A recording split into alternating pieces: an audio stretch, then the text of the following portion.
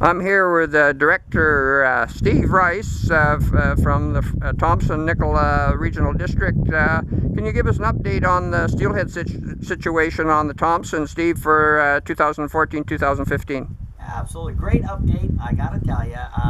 We were all incredibly pleasantly surprised after 10 years of a closed fishery until openings were declared by the account at the Albion Test Fishery of 850 threshold being reached. The ministry has announced that there will be a policy change this year, so we're sort of excited. We're really excited, not sort of, we're really excited that that policy change says the river will remain open October 1st. And on November 1st, they'll do evaluation to see if that same number, 850 steelhead, have crossed through the Albion Test Fishery, and at that point make the decision of whether the river closes for the last 2 months, November, December, or remains open. The great thing about that is fishermen can plan vacations knowing the fishery is going to be open in October. Businesses can staff for another month knowing the fishery is going to be open.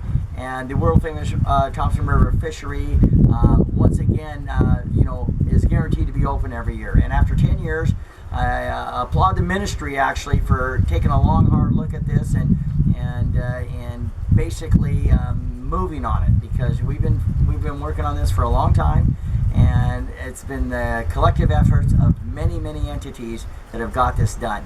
And I think it's a great thing for the fishery, and I think it's going to actually help the fishery in the long run, and the world famous Thompson River steelhead. And at the end of the day, it's about having a sustainable fishery. And I think this is a step in the right direction. They've also added a bait ban. The hook size is going to be reduced, and so there's some other components to this new initiative by the ministry, and we're very excited to be welcoming our fishermen on October 1st this year in Spencer's Bridge. Yeah, well, I know this means a lot to Spencer's Bridge. I mean, at one time this was almost a gold town for fishing, and those days maybe they're starting to come back. And I know you've worked very hard meeting with the ministry, the politicians and stuff, and so that all helps too, of course. Yeah, it does. I had two ministers' meetings with Minister Thompson, and our MLA, Jackie Taggart, was there with me.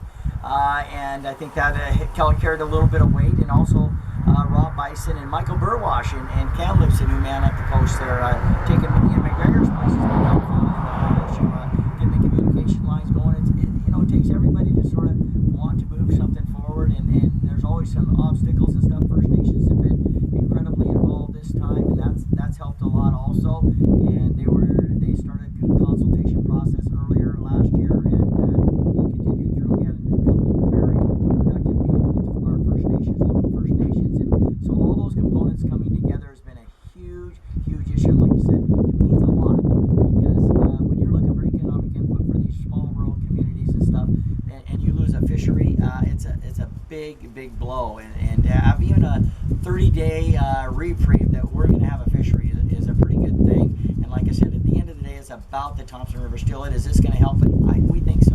Yeah. We hope so.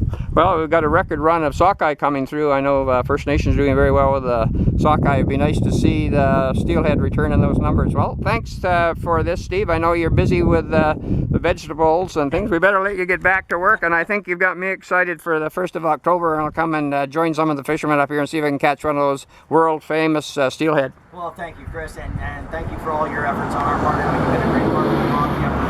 Folks like you, getting the word out there that do make